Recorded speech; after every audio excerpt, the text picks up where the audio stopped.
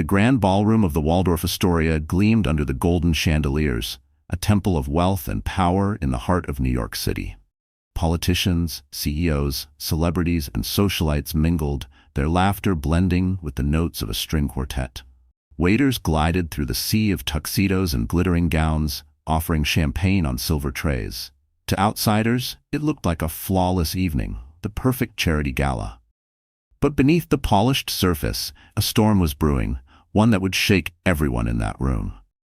At the far corner of the ballroom, Sophia Miller stood alone, her hand gently resting on her swollen belly.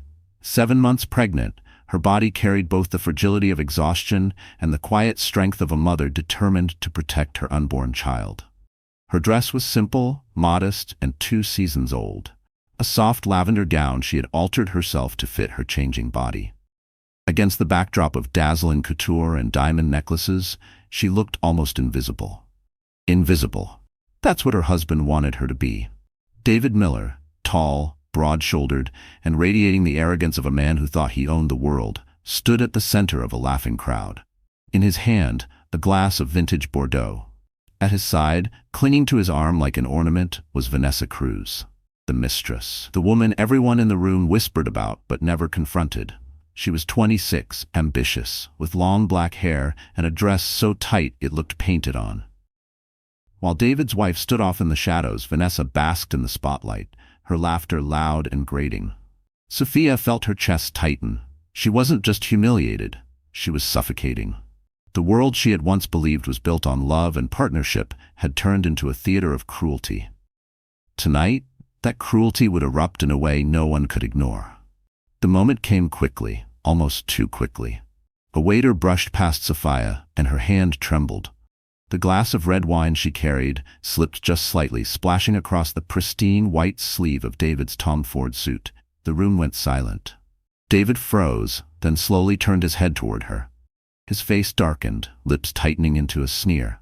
"You stupid woman," he hissed, his voice sharp enough to cut the air. Gasps rippled through the nearby guests, but no one dared intervene. Sophia's heart raced. I'm sorry," she whispered, clutching her belly protectively. Sorry wasn't enough. In a flash of rage, David grabbed her by the wrist and dragged her toward the center of the ballroom. The quartet stopped playing. Glasses clinked nervously as people stepped aside, unsure whether to stop him or stay silent. Power and money had a way of silencing even the most righteous voices. Then it happened. David shoved Sophia to her knees, ripped the decorative whip from the gala's auction display, a leather piece meant as a collector's item, and raised it high above his head. The first lash cracked against her back. The sound echoed through the ballroom like a gunshot. Sophia cried out, her body arching in pain as she shielded her stomach with trembling arms. The second lash came harder, and then another. Each strike was a public declaration, a savage reminder of his control. Countless eyes stared, some horrified, some frozen, some pretending to look away, but the strikes continued. 10 lashes. 20. 50. The number climbed, and Sophia's body shook under the relentless blows. Her vision blurred with tears. Every muscle screamed in agony, but her mind clung desperately to one thought. The baby. Protect the baby. At around 100 lashes, whispers grew among the guests. Is he insane? She's pregnant. Someone stop him. Yet no one moved. No one wanted to challenge David Miller, the rising investment mogul who had built a reputation on ruthlessness. Vanessa stood smugly nearby, her painted lips curling into a smile. She leaned toward another woman and whispered loud enough for Sophia to hear. Pathetic, she can't even hold a glass. Sophia's body trembled. The humiliation was worse than the pain. She felt stripped of dignity, treated not as a wife, not even as a human being, but as a spectacle. 200 lashes, 250. The whip tore through the air, each strike leaving welts across her back, each moment searing itself into her memory. Her sobs filled the room, but David's fury drowned them out. When the whip cracked for the 300th time, the room held its breath. Sophia collapsed onto the marble floor, her cheek pressed against the cold stone, her arms wrapped instinctively around her belly, whispering a silent prayer that her child would survive what her body could barely endure. David stood over her, panting, chest rising and falling with the rhythm of cruelty. He tossed the whip aside and sneered, "That's what happens when you embarrass me in public." Silence. And then, from the shadows near the stage, a figure stepped forward, tall, commanding. His presence shifted the energy of the room instantly. The whispers grew louder as recognition rippled through the crowd. Ethan Blackwood, billionaire financier, a man whose power stretched across continents, whose name alone could topple careers. His eyes locked on David, cold and unyielding.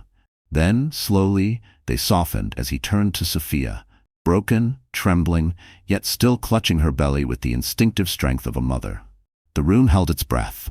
"Enough," Ethan's voice thundered, low and dangerous. "Touch her again, and you'll answer to me." Before the night of the gala, before the whip cracked across her back 300 times, Sophia Miller had been just another woman lost in the vastness of New York City. To strangers, she seemed ordinary. A nurse who wore faded scrubs, tied her hair into a messy bun, and rushed between shifts at St. Mary's Community Hospital. But behind her quiet smile lived years of sacrifice, loneliness, and a love story that had rotted from the inside. Sophia was born in a small town in Pennsylvania, the daughter of a mechanic and a schoolteacher. Her parents weren't wealthy, but they were proud, hard-working people who instilled in her one lesson above all: treat others with kindness, even when life isn't kind to you. For years, Sophia carried that belief like a torch. It carried her through nursing school, through the endless nights studying with coffee-stained textbooks, and through the long days when she took double shifts to send money back home after her father fell ill. That was when she met David Miller. David had seemed like a dream, confident, charming, the kind of man who could walk into a room and command every eye. Sophia had been 23, still starry-eyed, still believing in fairy tales.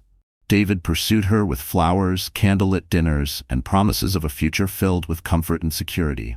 "I'll take care of you, Sophia," he had said one evening, brushing a strand of hair from her face. "You'll never have to struggle again." She believed him. Their wedding had been small, just family and a few friends.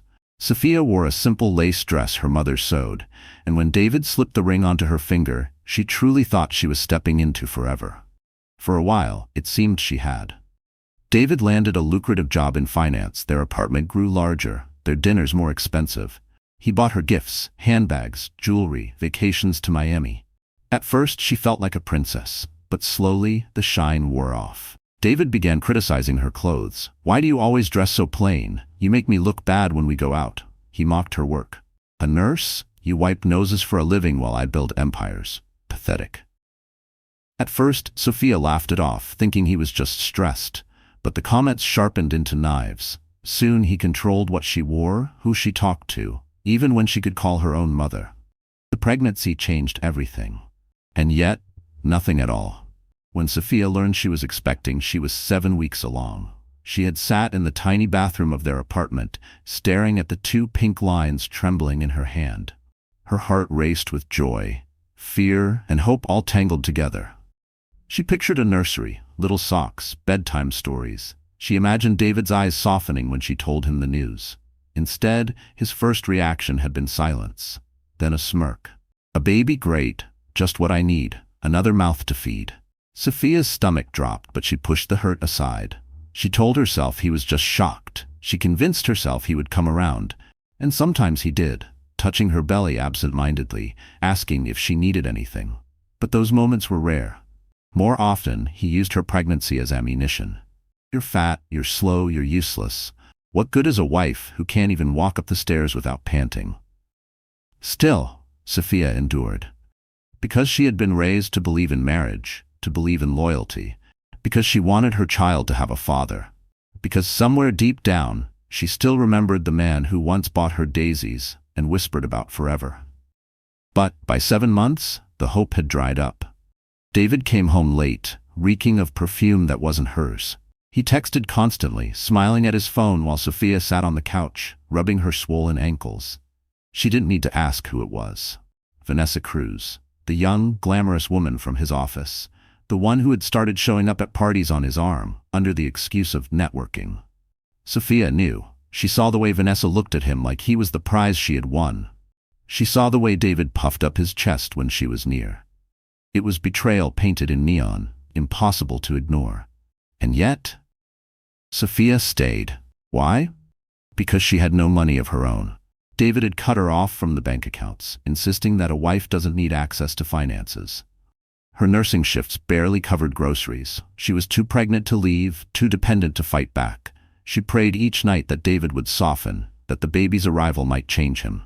But deep down, she knew. She knew the man she had married no longer existed. All that remained was a cruel stranger wearing her husband's face. The night of the gala had been her breaking point. Sophia hadn't even wanted to attend. She begged David to let her stay home, her body aching, her ankles swollen. But he sneered, "You'll come, you'll smile, you'll make me look good." He shoved a dress at her and told her to put it on. And so, like a dutiful wife, she went. She walked into that glittering ballroom, knowing she didn't belong.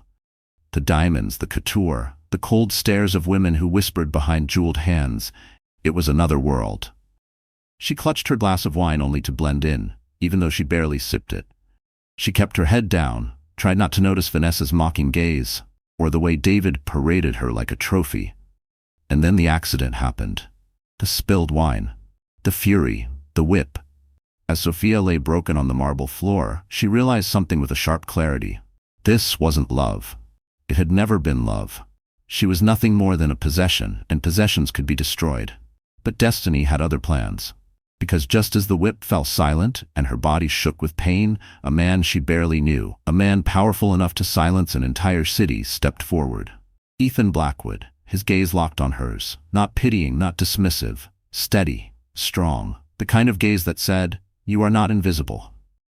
You are not alone." Sophia's heart pounded. For the first time in years, she felt the tiniest flicker of hope.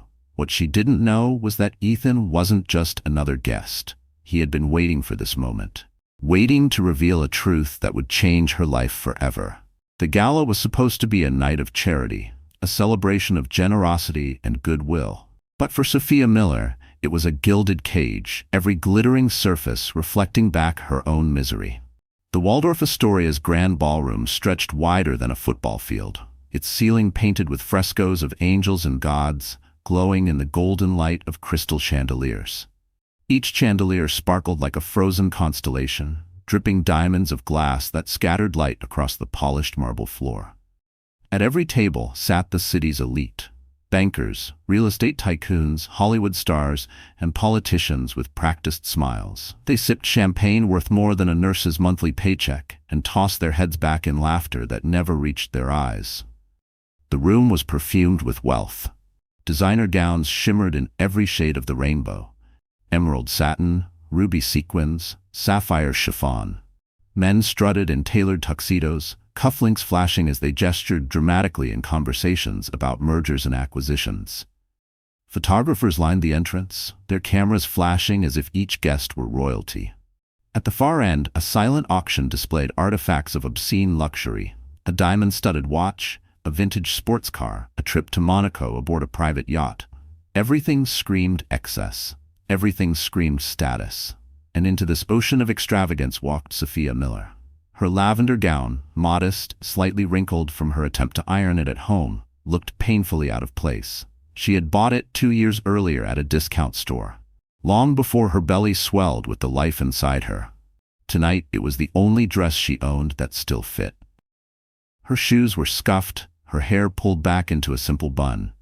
She clutched her small handbag like a lifeline, her free hand resting on her 7-month pregnant stomach. She might as well have been invisible. Or worse, she might as well have been a target. The women at the tables glanced at her with condescending eyes, their whispers sharp and slicing. Who invited her? She looks exhausted. 7 months pregnant at a gala. How tacky.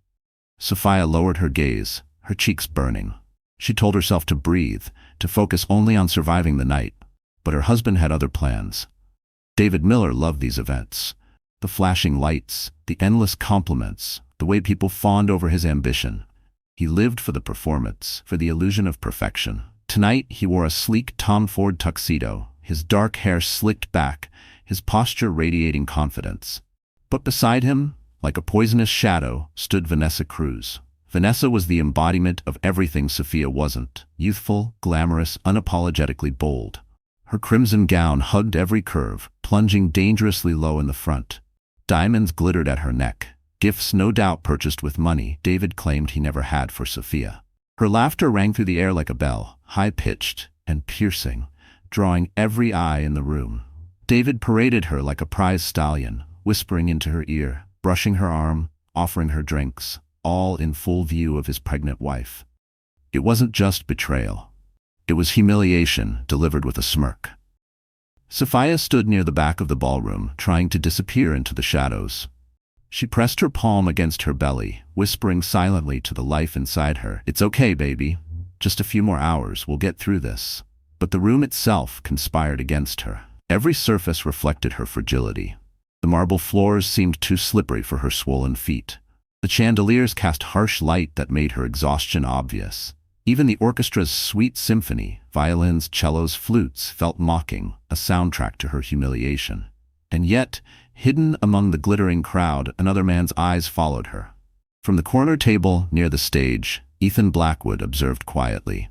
Unlike the others, he wasn't surrounded by sycophants or clinking glasses. He sat alone, his sharp suit perfectly cut, his posture commanding even in stillness. Ethan didn't need to chase attention. Attention gravitated to him. People whispered about him, but didn't dare approach. He saw what others refused to see. He saw Sophia's trembling hands, the way she bit her lip to hold back tears, the way David flaunted Vanessa without shame. His jaw tightened. Ethan knew cruelty when he saw it. And he had sworn long ago that if fate ever placed Sophia in front of him, he would not stay silent. But Sophia didn't know that. All she felt was the weight of the room pressing in on her. Every laugh from Vanessa, every smug glance from David, every flash of a camera, it was suffocating. She reached for a glass of wine on the tray of a passing waiter, not to drink, but to hold, to pretend she belonged. And that was when disaster struck. Her hand shook, just slightly, just enough. A drop of red splashed against David's pristine white sleeve. In an instant, the atmosphere shifted. The laughter died, the music faltered. 100 eyes turned, watching, waiting. David's smile froze on his lips.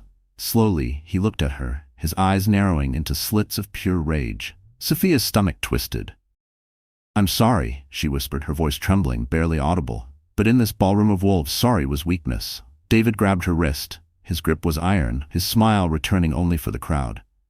"Excuse us," he muttered, dragging her toward the center of the room. The orchestra stopped. The chandeliers seemed to dim. Every guest leaned forward, sensing scandal. Vanessa smirked, raising her glass of champagne. "Showtime," she whispered to the woman beside her. Sophia's heart pounded. She could feel every eye piercing her skin, every camera lens capturing her humiliation. She wanted to scream, to run, but David's grip was unrelenting. In the center of the ballroom, he shoved her to her knees. Gasps echoed across the hall. Sophia's hands flew to her belly instinctively, shielding the baby. David ripped the leather whip from the silent auction display. He raised it high. The first crack echoed through the ballroom like thunder. Guests froze. No one moved. No one spoke. The silence was deafening. Sophia cried out, the pain ripping through her body like fire. Tears streamed down her face as she whispered desperately to the child inside her, "Hold on, baby. Please hold on." But David wasn't done. The whip cracked again and again. The gala had turned into a spectacle of cruelty. The chandeliers still glittered, the orchestra's instruments still gleamed, the champagne still fizzed in crystal flutes, but the room was no longer a temple of wealth. It was an arena. And at the edge of that arena, Ethan Blackwood rose to his feet, his eyes burning. What no one knew was that this gala, meant to celebrate power, was about to witness its greatest downfall. To understand the brutality of that night, one has to understand the man who wielded the whip. David Miller was not always a monster in Sophia's eyes. Once he had been the man who made her laugh, who promised to protect her, who swore he would give her the world. But love has a cruel way of turning into something else, when power, greed, and pride poison the heart. David had built his identity on appearances. To his colleagues, he was the sharp investor with a silver tongue, the man who could close a deal over a glass of scotch and a handshake. To his neighbors, he was the perfect gentleman, smiling as he carried Sophia's grocery bags, waving at children on the block. And to strangers at the gala, he was the rising star of Wall Street, the man everyone wanted to know. But behind closed doors, the mask slipped. At home, David's charm rotted into cruelty. He snapped at Sophia for cooking meals too bland. He berated her for gaining weight during pregnancy, as if her swollen belly was an insult rather than a miracle. He controlled the bank accounts, the passwords, even the thermostat. To him, power wasn't enough unless it came with domination. And then there was Vanessa Cruz. Vanessa was everything David craved: young, flashy, hungry for attention. At 26, she was barely starting her career as a marketing associate in his firm, but she played her cards with ruthless precision. She laughed at his jokes even when they weren't funny. She leaned in close when speaking to him, brushing his arm, letting her perfume linger. She knew exactly what she was doing, and David, already restless in his marriage, was easy prey. It began with late-night work meetings, then business trips Sophia wasn't invited to, then whispers, rumors, photos of David arriving at events with a mysterious woman in red. When Sophia confronted him, he sneered, "You're paranoid. You're just hormonal." But Sophia wasn't paranoid.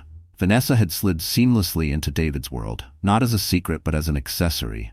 And unlike Sophia, Vanessa demanded nothing of him. No stability, no loyalty, no love. She wanted luxury, and David was eager to supply it. On the night of the gala, the two of them played their roles perfectly. David strutted like a king. Vanessa clung to him like a jewel. Every laugh, every whisper, every stolen glance was a dagger aimed at Sophia's heart. When Sophia spilled the wine, David saw more than an accident. He saw an opportunity.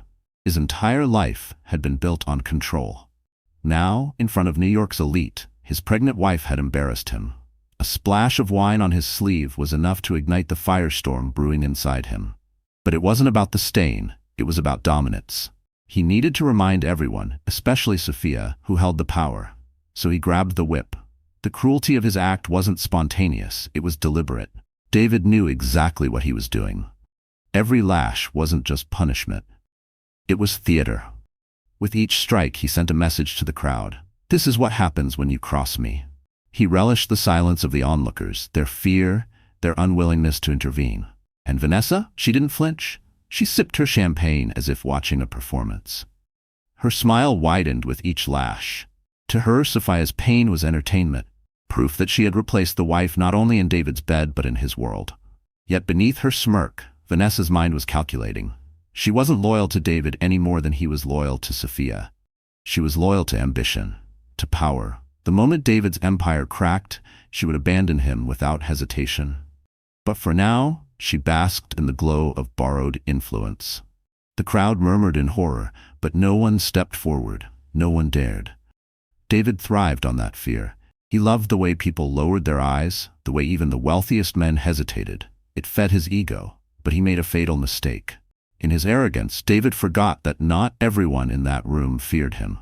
One man, standing at the edge of the ballroom, watched with eyes of steel.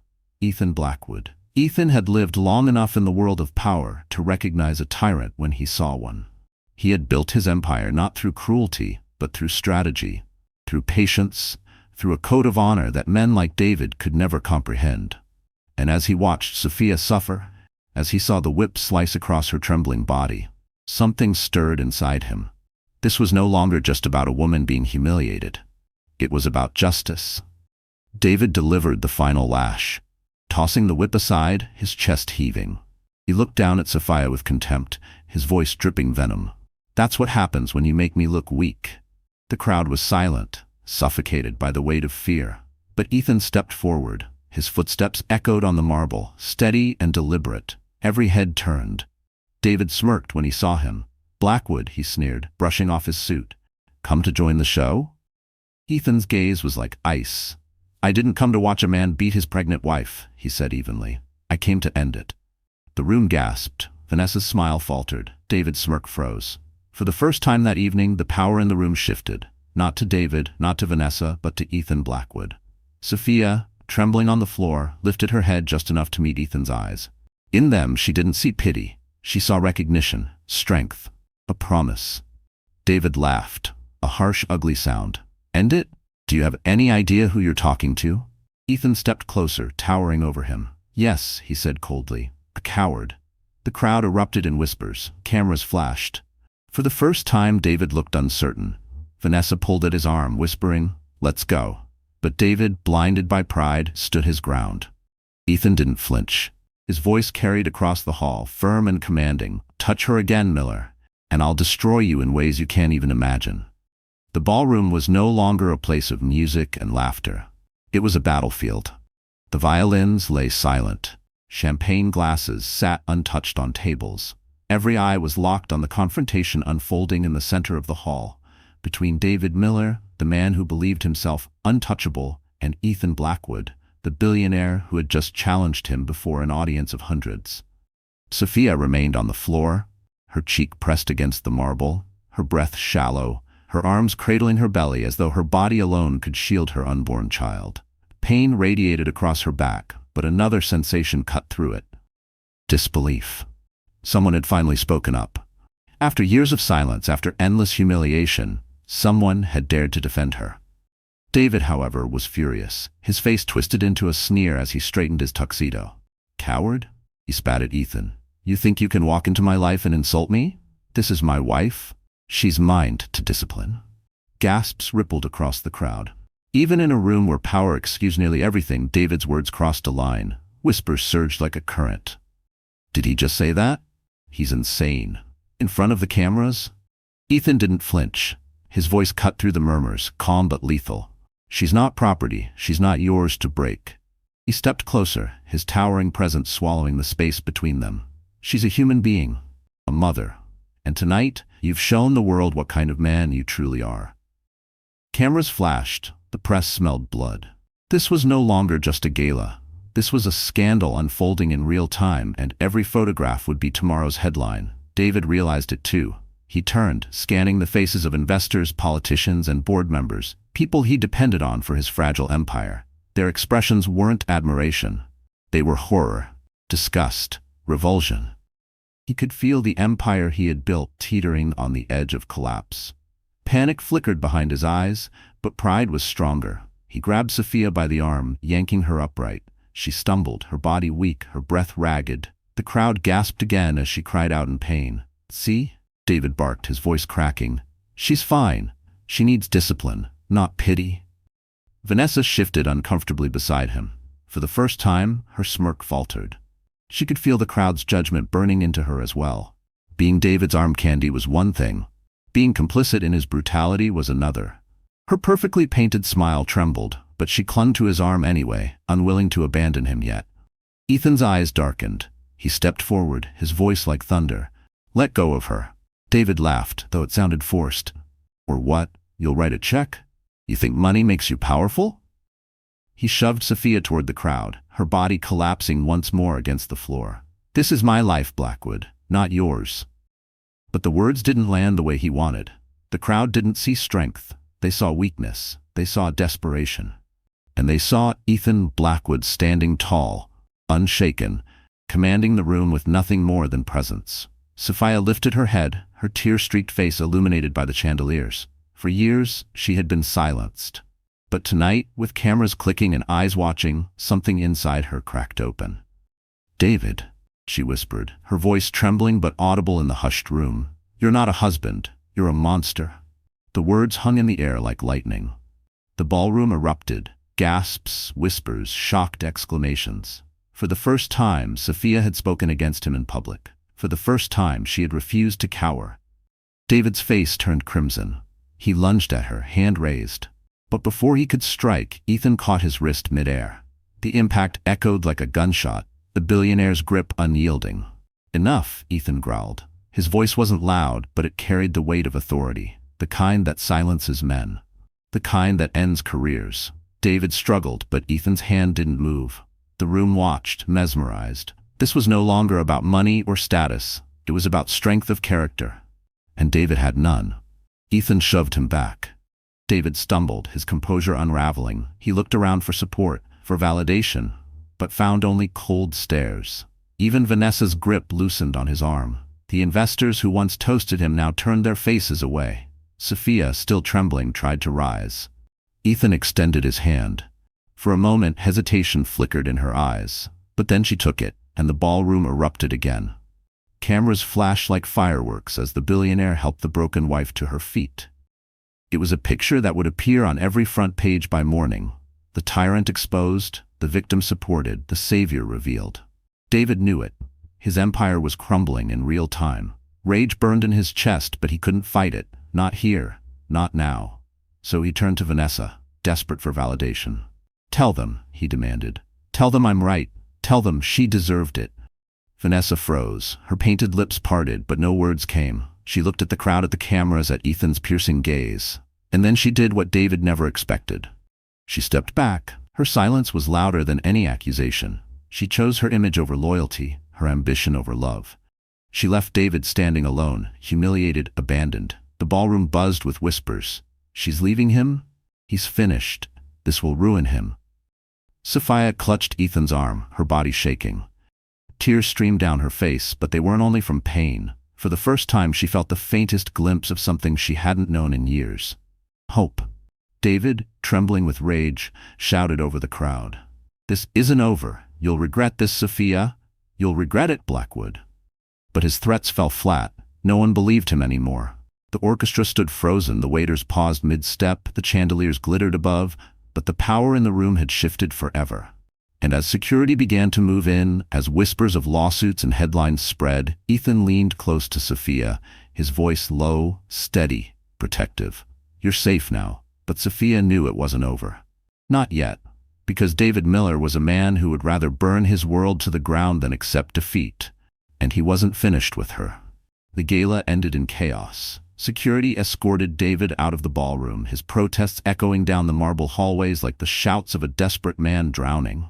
Vanessa slipped away through a side exit, leaving him to face his humiliation alone. Guests whispered behind jeweled hands, their eyes darting between Sophia, frail, trembling, leaning against Ethan for support, and the door through which David disappeared. By the time the cameras stopped flashing and the reporters dispersed, Sophia's body felt broken. Every muscle ached, her back throbbed, and her swollen belly cramped with a dull ache that filled her with terror. She pressed her palm against her stomach again and again, silently begging her baby to stay safe. Ethan insisted on driving her home. His black limousine glided through the city streets, silent except for the hum of the engine. Sophia sat curled against the leather seat, staring out the tinted window, her reflection pale and ghostly in the glass. "Do you need a hospital?" Ethan asked, his voice calm but concerned. She shook her head. "No hospital. If word gets out," her voice cracked, "I can't let him take this baby from me." Ethan didn't push, though his jaw tightened. He knew fear when he heard it, and hers was bone deep. When the car pulled up to her apartment building, Sophia hesitated. The thought of walking into that place, a home filled with David's cologne, his shadow, his rage, made her stomach churn. But she had nowhere else to go. She thanked Ethan with a broken whisper and forced herself inside. The apartment was dark and cold. Every corner carried memories of her humiliation. The sofa where David had once laughed with her was now just the place he sat texting Vanessa. The kitchen table where they once ate takeout together was where he had thrown plates in anger. The nursery, still unfinished, mocked her with half-built furniture and unopened boxes of diapers. Sophia collapsed on the floor of the nursery, her body shaking with sobs. She pressed both hands to her stomach. "I'm sorry, baby," she whispered. "I'm so sorry." Her tears fell freely. For years she had held them back, swallowing her pain, convincing herself that endurance was strength. But now the dam broke. The sobs were raw, guttural, filling the empty apartment like a confession she had never allowed herself to speak. She cried for the girl she used to be, the hopeful nurse who believed in forever. She cried for the woman she had become, the prisoner of a cruel man's pride. And most of all, she cried for the child inside her, the innocent life tied to the storm of a toxic marriage. Hours passed. She stayed curled on the floor until the city outside shifted from night to dawn. Light filtered through the blinds, illuminating her tear-streaked face. Her body felt heavy, her mind foggy. And then came the pounding at the door. Sophia's heart seized, her breath caught in her throat. Slowly, she forced herself to her feet and staggered toward the door. "Open up, Sophia." David's voice thundered through the wood. Terror shot through her. She froze, clutching her belly. He had been escorted out of the gala, humiliated before hundreds. He should have been hiding. But David wasn't the kind of man to hide. He was the kind who struck back twice as hard. "I know you're in there," he shouted. "You made a fool of me in front of everyone. You think you can embarrass me and get away with it?" His fist slammed against the door again. "You're mine, Sophia. Do you hear me? Mine." Sophia's body trembled violently. Every instinct screamed to run, but there was nowhere to go. She stumbled back from the door, whispering to her baby, "Stay calm. Please stay calm." Then silence. The pounding stopped. His voice faded. For a moment, she thought he had gone. She crept toward the peephole. The hallway was empty. Relief flooded her, but only briefly. Because when she turned around, she saw something on the floor beneath the door. A slip of paper. She picked it up with trembling hands. It was a note, scribbled in David's angry handwriting. "If you think tonight was bad, wait until I'm finished with you." Sophia's knees buckled. She sank to the floor, clutching the note, her breath coming in shallow gasps. The despair was overwhelming. How could she fight him? He had the money, the power, the rage. She had nothing but her unborn child and a body covered in bruises. For the first time she thought about running, leaving the city, vanishing. But where could she go with no money, no support, no protection? As the sun rose higher, she forced herself to the couch. Her body begged for rest, but her mind refused to quiet. Every sound outside, the slam of a car door, the echo of footsteps, sent her heart racing. Fear sat heavy in her chest, crushing her with every breath. By evening, exhaustion won. She drifted into a restless sleep, her dreams filled with flashes of David's sneer, Vanessa's mocking laughter, the whip cracking across her back. But in the darkest hours of the night, when she woke gasping from another nightmare, her phone buzzed. She picked it up, her heart racing. A message glowed on the screen from an unknown number. "You don't have to face him alone. I can help you. E.B. Ethan Blackwood." Sophia's hand shook as she read the message over and over. She didn't know whether to feel relief or suspicion. Why would a billionaire involve himself in her nightmare? Why would a man like him care about a woman like her? And yet, she remembered the way he looked at her in the ballroom. Not like she was broken, not like she was weak, but like she was someone worth saving. Her heart pounded as she typed a single reply, "Why?" For a moment, there was no response. Then the screen lit up again. "Because I owe your family a debt, and it's time I repaid it." Sophia's breath caught. 1,000 questions swirled in her mind, but one truth cut through them all. Her life was about to change in ways she could never have imagined. Sophia stared at the message glowing on her phone screen. "Because I owe your family a debt, and it's time I repaid it." Her hands trembled. She read the words again and again, trying to make sense of them. Her family? What debt? She barely had enough strength to keep herself together. And now this billionaire, the man who had stood up to David in front of an entire ballroom, was claiming some mysterious connection to her past. Her first instinct was suspicion. David had trained her to doubt, to second-guess herself, to question every kindness. What if this was another trap? What if Ethan was no different from David? Just another powerful man who saw her as a pawn? But another part of her, the part that still remembered what hope felt like, whispered that maybe, just maybe, this was real. She typed a shaky reply. "What debt?" The response came quickly. "Not here. Meet me tomorrow. 10 a.m. The Blackwood Building. You'll understand everything then." Sophia's breath caught. The Blackwood Building was one of the tallest skyscrapers in Manhattan, a monument to Ethan's empire. The idea of walking into it terrified her. She wasn't used to places like that anymore. Marble lobbies, glass elevators, men in suits speaking a language of billions. She was a nurse, a wife, a woman broken by 7 months of abuse. She didn't belong in his world. But she also couldn't ignore the message. Not when David had left a threat under her door. Not when she felt more alone than she had ever been. That night, she barely slept. When dawn came, she dressed in her simplest maternity dress and pulled her hair back. She looked in the mirror and barely recognized herself. Tired eyes, pale skin, bruises faintly visible beneath her collar. But she forced herself to stand tall. She was going to find out the truth. The Blackwood Building towered over the city like a fortress. As Sophia stepped through the revolving doors, the marble lobby seemed to swallow her whole. A receptionist looked up, her smile polite but professional. "Mrs. Miller, Mr. Blackwood is expecting you." Her heart stuttered. She hadn't even given her name. Ethan already knew she would come. The elevator ride to the top floor felt endless. When the doors finally opened, Sophia stepped into an office that looked more like a palace than a workplace. Floor-to-ceiling windows revealed the sprawl of New York below. The walls were lined with dark wood and shelves of leather-bound books. And at the center, behind a massive desk, stood Ethan Blackwood. He wasn't wearing the tuxedo from the gala. Today it was a simple gray suit, his tie loosened, his sleeves rolled up. But even dressed down, he radiated authority. His presence filled the room. "Sophia," he said softly, stepping forward, "I'm glad you came." She swallowed hard, her throat dry. "Why am I here? What do you mean? You owe my family a debt." Ethan's gaze held hers. There was no hesitation, no calculation, only truth. 30 years ago, he began. I was a boy in Pennsylvania. My father had just lost everything in a bad investment. We were living in our car, hungry, cold. One night, I collapsed on the side of the road. Sophia's chest tightened. Pennsylvania. A man stopped his truck when he saw me, Ethan continued. He gave me food. He gave me blankets. He took me and my father in for a few nights. That man was your father, John Carter. Sophia's breath hitched. Her knees felt weak. My dad? Ethan nodded. Your father saved my life. Without him, I wouldn't be here. He never asked for anything in return.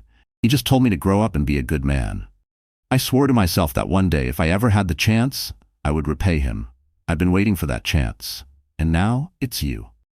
Tears blurred Sophia's vision. She remembered her father, his calloused hands, his quiet laugh, the way he worked long hours at the mechanic shop just to keep food on the table. She remembered his constant reminders, do good, even when no one's watching. And now she understood. The kindness her father had given freely had come back to her in the most unexpected way. I don't know what to say, she whispered. You don't need to say anything, Ethan said gently. You've been carrying this alone for too long. I won't let David hurt you again. You have my protection. Sophia shook her head, fear clashing with hope. You don't understand. David won't stop. He'll come after me. He'll take the baby if he can. Ethan's expression hardened. Then he'll have to go through me. Sophia's tears spilled over. No one had ever said those words to her before. No one had ever promised to stand between her and the storm. But even as hope flickered, fear returned. If you help me, David will come for you too. He doesn't care who he destroys. Ethan stepped closer. Sophia, I've faced men far worse than David Miller. I'm not afraid of him. For the first time, Sophia allowed herself to breathe, to believe.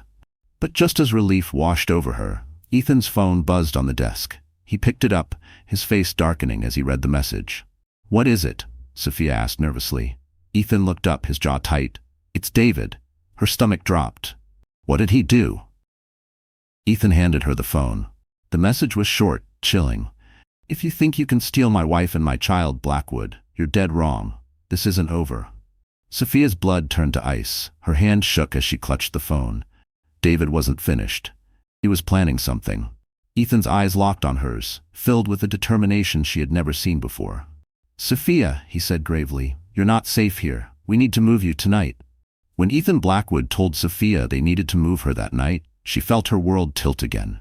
For weeks, her life had been a blur of pain, fear, and humiliation.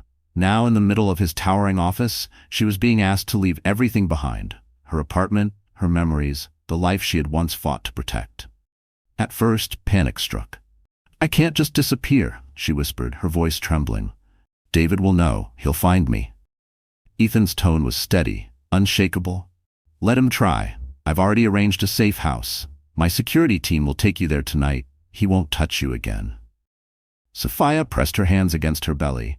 The baby shifted inside her, a reminder that every decision she made wasn't just for herself. She nodded slowly, her tears falling silently. By midnight, she was escorted into a sleek black SUV.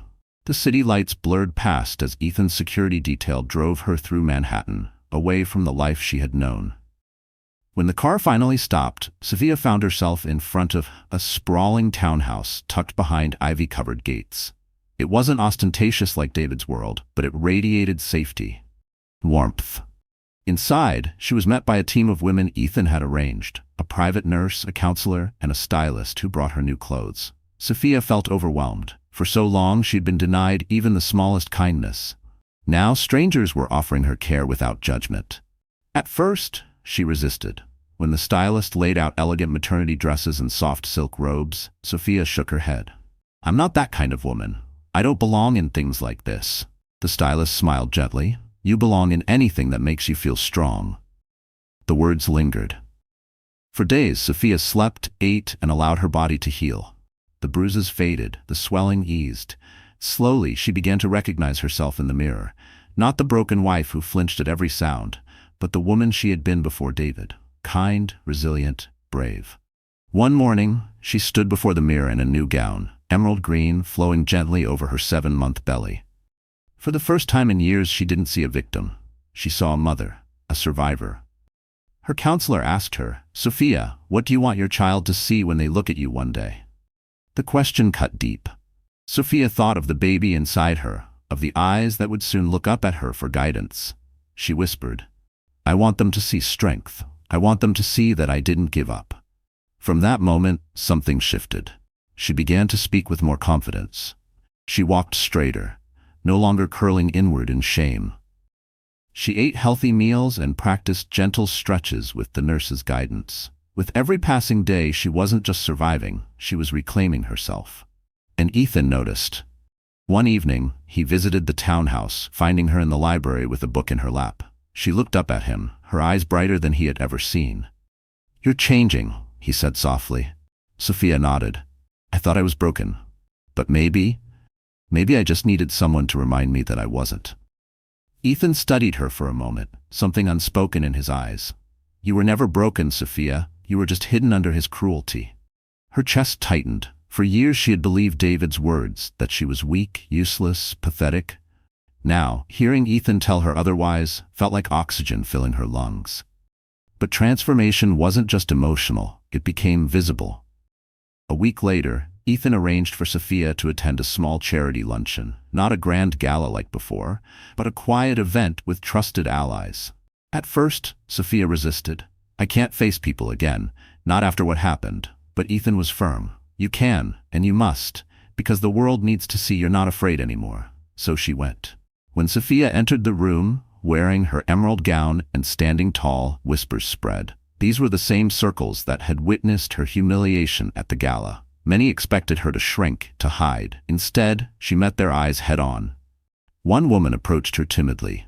"Mrs. Miller, I just wanted to say, what your husband did was unforgivable. But the way you're standing here today, it's inspiring."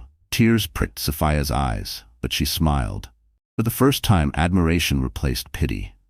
The luncheon ended with applause when she shared a few words. Her voice trembled at first, but then grew stronger. "I may have been beaten, but I am not broken. I will fight for myself and for my child. No woman should ever have to endure what I endured. And tonight, I choose to rise." The crowd erupted. Cameras clicked. This time, Sophia wasn't the victim of a scandal. She was the face of resilience. But while Sophia's strength grew, David's fury boiled. In his penthouse, David watched news clips of the luncheon, his face contorting with rage. "She thinks she can humiliate me? She thinks she can rise without me?" He hurled a glass against the wall, shards scattering across the marble. Vanessa, sitting nearby, rolled her eyes. "You're finished, David. She doesn't need you anymore." He grabbed her wrist, his voice venomous. "Don't you dare walk away from me too." But Vanessa only laughed coldly. "You're not worth the ruin you bring. Find someone else to worship you." She stood, leaving him alone in the wreckage of his pride. David's chest heaved. His empire was crumbling. His wife was rising from the ashes. And now, even his mistress was gone. His voice was a low growl as he whispered to himself, "If I can't have her, no one will." Meanwhile, back at the townhouse, Sophia received a sealed envelope slipped under her door. Her heart skipped as she unfolded the paper. Inside was a single photograph, her standing at the luncheon, smiling, radiant. Across the image, scrawled in angry red ink, were 3 chilling words: "I'm watching you." The photograph with the words "I'm watching you" haunted Sophia for days. Each night she lay awake in the townhouse, her hand over her belly, listening for footsteps that never came. The note was David's calling card, a promise that he wouldn't stop until he regained control. But what David hadn't counted on was Sophia's transformation. She was no longer the silent wife cowering in the shadows. With Ethan's protection and with the fire of survival burning inside her, she was ready not just to defend herself, but to strike back. And she wouldn't do it quietly. Ethan's legal team had been working around the clock, gathering evidence of David's abuse, medical records of Sophia's bruises, witness statements from neighbors who had overheard fights, financial records proving his infidelity and misuse of marital assets, even leaked photos of him parading Vanessa at company events while Sophia was bedridden with pregnancy. Piece by piece, they built a case that would not only end his career, but strip him of every ounce of credibility. Still, Sophia hesitated. "If I take him to court," she whispered to Ethan one evening, "he'll come after me harder." Ethan's gaze was steady. "That's exactly why you need to take him to court. You don't just need protection, Sophia. You need justice. And once the world knows the truth, he won't have the power to hurt you anymore." Sophia's heart pounded. For years, David had silenced her with fear. But now she had something stronger than fear. Proof. The court date was set. The story exploded across the media even before the trial began. Headlines screamed, "Investment mogul accused of brutal abuse. Pregnant wife breaks silence. Billionaire Blackwood to testify." David raged in his penthouse, throwing furniture, threatening anyone who dared to question him. But no matter how he spun it, the tide had turned. Investors pulled out of his company. Board members resigned. Vanessa vanished, aligning herself with another wealthy executive, leaving David abandoned and furious. The day of the trial arrived. The courthouse steps overflowed with reporters, their cameras flashing as Sophia arrived, dressed in a simple navy dress that highlighted her strength rather than her pain. She walked slowly, her 7-month belly leading the way, her hand gripping Ethan's arm for support. She looked fragile, but her eyes burned with determination. David arrived minutes later, his once perfect suit wrinkled, his hair disheveled. He barked at reporters, insisting it was all lies, that Sophia was being manipulated. But the crowd wasn't buying it. They shouted questions, accusations, demands for answers. For the first time, David wasn't commanding respect. He was drowning in scorn. Inside the courtroom, the air was thick with tension. The judge, a stern woman with decades of experience, watched silently as the trial began. Sophia took the stand. Her voice trembled at first, but then grew steadier as she recounted the years of control, the cruel words, the humiliation, and finally the gala. The room was silent as she described the whip, the lashes, the fear of losing her baby. Tears streamed down her face, but she refused to break. Then Ethan testified. His voice carried authority, recounting what he had witnessed at the gala. His words painted David as not just a cruel husband, but a man unworthy of trust, a man who had abused power both at home and in public. "No amount of wealth," Ethan said firmly, "gives a man the right to destroy another human being." The defense tried to smear Sophia. They called her dramatic, unstable, hormonal. They suggested she was exaggerating, but when the photographs of her bruises were displayed on the courtroom screens, the lies crumbled. Gasps echoed through the room as the images told a story no words could deny. And then came the final blow. One of David's own employees testified, revealing that Vanessa had bragged about replacing Sophia, laughing about David's cruelty as if it were entertainment. The betrayal was undeniable. David wasn't just abusive, he was shameless. By the end of the trial, the verdict was inevitable. The judge's gavel struck. David Miller was found guilty of domestic abuse and financial misconduct. He was stripped of his position in his company, ordered to pay damages, and barred from contacting Sophia again. The courtroom erupted in whispers. Reporters rushed to file breaking news. And Sophia, tears streaming, clutched her belly and whispered a single word: "Free." But the victory wasn't just legal, it was public. That night, television screens across America replayed footage of Sophia standing tall outside the courthouse, Ethan by her side. News anchors praised her bravery. Social media overflowed with messages of support. Sophia is a hero. Justice for survivors. No woman should suffer in silence. For the first time in years, Sophia wasn't invisible. She was a symbol. David, meanwhile, sat in a holding cell, his empire reduced to ashes. His phone buzzed with messages he could no longer answer. His investors abandoned him. His mistress had betrayed him. His wife had destroyed him in court. And yet, as he sat in the darkness, a twisted smile crept across his face. Because David Miller was not a man who accepted defeat. And as Sophia left the courthouse, surrounded by supporters, holding Ethan's hand with tears of relief in her eyes, she couldn't shake the chill that ran down her spine when she remembered his last words before the verdict was read. "This isn't over, Sophia. Not until one of us is gone." The courthouse doors closed behind Sophia Miller, and with them, a chapter of her life slammed shut. The roar of reporters and flashing cameras faded as Ethan guided her down the courthouse steps. For the first time in 7 years, she was no longer bound by David Miller's shadow. But freedom, Sophia soon realized, didn't feel like fireworks or parades. It felt quiet. It felt like taking a deep breath after nearly drowning. It felt like possibility. That evening, Sophia sat in the safe house, her hands cradling her swollen belly. The verdict echoed in her mind. David Miller, guilty of domestic abuse and financial misconduct. She whispered softly, "We're safe now, baby. We're finally safe."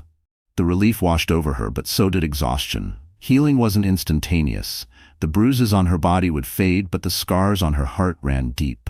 Some nights she still woke up gasping, hearing phantom echoes of David's voice. Some mornings she hesitated before opening the curtains, afraid he might be watching.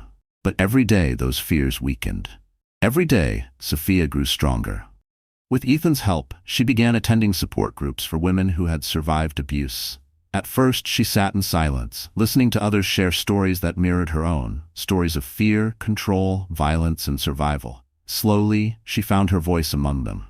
"I thought I was weak," she confessed one evening, her hands trembling. "But I wasn't weak. I was scared. And fear isn't weakness. Surviving isn't weakness." The room filled with nods and tears. Sophia realized she wasn't alone anymore. Her pregnancy, too, became a source of strength rather than fear. Each kick, each flutter, reminded her why she had fought so hard. She began preparing the nursery at the safe house, painting the walls a soft yellow, folding tiny clothes into drawers. For the first time, she wasn't haunted by unfinished cribs or broken promises. She was building a future on her own terms. And Ethan, always steady, always near, became more than just her protector. He became her anchor. He never pushed, never demanded. He simply showed up. Dinners shared at the townhouse, walks through the quiet garden when she couldn't sleep, a steady hand offered when she felt unsteady. One evening, as they stood by the window overlooking the city, Sophia whispered, "Why are you doing all this for me?" Ethan looked at her for a long moment. "Because your father saved me when I was helpless. And now, I have the chance to honor that gift by saving you." He paused, his voice lower, gentler. "But it's not just about repaying a debt anymore. It's about you. Because you deserve more than survival, Sophia. You deserve to live." Her eyes filled with tears. For years, she had been told she was worthless. Now, for the first time, she believed she was worth everything. 2 months later, Sophia gave birth to a healthy baby boy. The delivery was long, exhausting, but when she held her son against her chest, tears streaming down her cheeks, she felt a joy so fierce it burned away every shadow of her past. She named him Leo, after her father's middle name, honoring the man whose kindness had saved both her and Ethan decades apart. Ethan visited the hospital, standing quietly at her bedside. When he looked at Leo, his usually guarded expression softened. "He's strong," Ethan said, his voice rough with emotion, just like his mother. In the weeks that followed, Sophia's story spread across the country. News outlets hailed her as a symbol of resilience. Women reached out from across the world, thanking her for speaking out, for showing that even in the darkest circumstances, there was a path to freedom. David, meanwhile, languished in prison. His empire dissolved, his name tarnished. Vanessa had already moved on, attaching herself to another wealthy man, leaving David with nothing but bitterness. He had lost everything: his power, his fortune, his wife, his child. Sophia didn't celebrate his downfall. She didn't need revenge anymore. She had something far greater: peace. Months later, Sophia stood on a stage at a charity gala, not as a humiliated wife, but as the keynote speaker. Her emerald gown shimmered under the lights, her hair loose and radiant. Ethan sat in the audience, his eyes steady on her as she spoke. "I once believed silence was survival," Sophia began, her voice carrying across the room. "I thought if I endured, if I stayed quiet, things would get better. But silence doesn't protect us. Speaking out does. Tonight, I stand here not as a victim, but as a mother, a survivor, and a woman who refuses to be broken." To every woman out there, you are stronger than you think, and you are never alone. The applause was thunderous. Cameras flashed, but this time, Sophia welcomed the attention. She wasn't invisible anymore. She was a voice, a force alight. Afterward, Ethan approached her, his expression unreadable. "You've changed everything tonight," he said softly. Sophia smiled, tears in her eyes. "No, I just finally remembered who I was meant to be." The two stood together, watching as guests lined up to pledge donations to causes supporting survivors. Sophia felt Leo's tiny hand gripping hers, her son's warmth anchoring her to the future. And for the first time in her life, she allowed herself to dream, not of survival, not of escape, but of happiness. David's shadow was gone, the chains were broken, and Sophia Miller, once beaten, silenced, forgotten, was reborn. Because when a woman rises from the ashes, she doesn't just survive, she soars. So that's how Sophia's story ends. But maybe you're still here with me right now, listening until the very last word. If you are, it means something touched you. It means a part of this story spoke to your own heart. And maybe that's the real lesson. No matter how heavy the suffering, there's always a way to rise again. As the Stoics remind us, what stands in the way becomes the way. Pain can break us, but it can also shape us into someone stronger. If this story moved you, my dear friends, don't just keep it inside. Share it, like it, and subscribe so we can walk through more journeys of courage together. Because healing begins the moment we realize we are never truly alone.